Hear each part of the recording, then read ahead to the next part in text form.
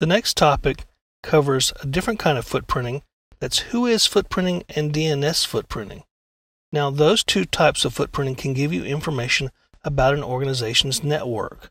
What you may find is the domain name of the organization through their domain name registration, and this would give you information about their IP address space, possibly who the registrar is, a point of contact with the organization, sometimes even an address and phone number of the organization. But it can give you a lot of different information. Now, the WHOIS footprinting basically uses the registration information from things like the internet, where you would first buy a domain name, or from one of the other registrars.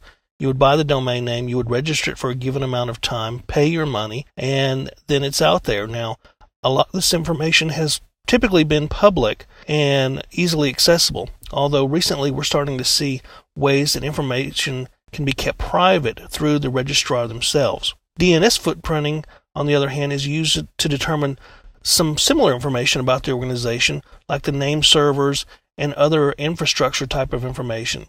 So you'll get a lot of the same kinds of information from both of these sources, but it's good to use both and cross-check and make sure that you have the most current information and the most accurate information. So let's go ahead and take a look at WHOIS and DNS footprinting. I'm on the website domaintools.com, and I just arbitrarily picked this, but there are several different WHOIS search engines out there, and they all access the same WHOIS records. There are sites you just do a search on WHOIS lookup, and you'll find several of them, and you can use your favorite, whichever one you like. And I picked this particular one at random, and I'm just going to type in vtc.com and do a lookup on it just to see what I get. Now, WHOIS records are publicly available out there. There's no hacking into another system to get them.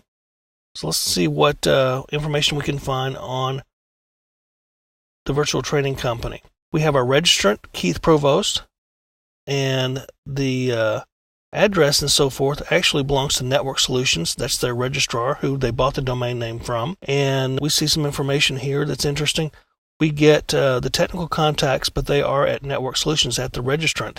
Previously, some earlier WHOIS records basically had the phone number and address of the company itself versus the registrar. So you can see that they originally bought their record in 1993, and it expires currently in August of 2023. One thing you have to do is watch for the expiration on domain names, because there are a lot of people out there who will see that something's about to expire and buy it outright out from under a company. If they're not paying attention, they let it expire, it can be bought, and then they'll typically hold that domain name for ransom and want money in order to sell it back. Because once they expire, technically they're out there for anyone to buy and use. We also see that VTC lists its domain servers here, ns0.dnsmadeeasy.com, so that's who they use for their DNS service, and they have 5 DNS servers out there. So they're not hosting their own DNS. They've let a third party take care of that.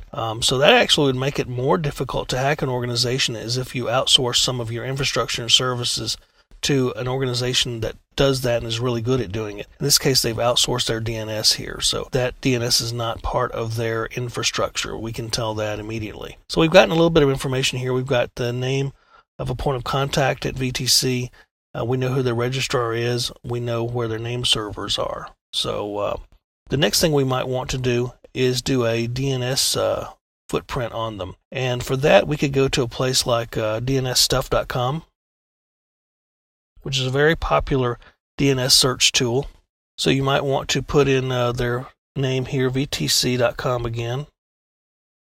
Let's see if we can get any additional information on DNS footprinting. We may get some of the same information, and that's okay, because we can ensure that what we've got is accurate and up to date and hasn't changed. So this can actually serve to confirm what we already know, and it can also give us additional information. Okay, so our query finished running, and we have some results here. And what it does is it not only looks and gives us information about the organization, but it also tells us a few things about their DNS status here. We can see that we have the same DNS servers listed here, and we also now have the IP address range for those DNS servers. There could be information here from the querying them, from pinging them or whatever.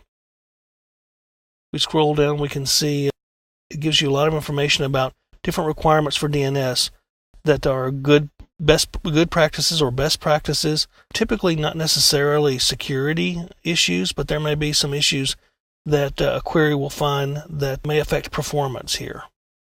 So it gave us a warning for the SOA field check, the start of authority field check. We also got information on MX records, which are mail server records, so we conceivably could get the mail server IP address and host name. They have different mail server addresses here. Could be due to outsourcing.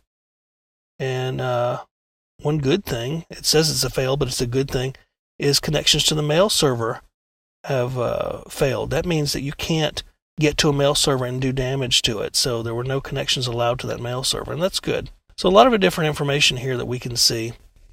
And you can run these queries on your own to practice with WHOIS and DNS, and I would highly recommend that you do that.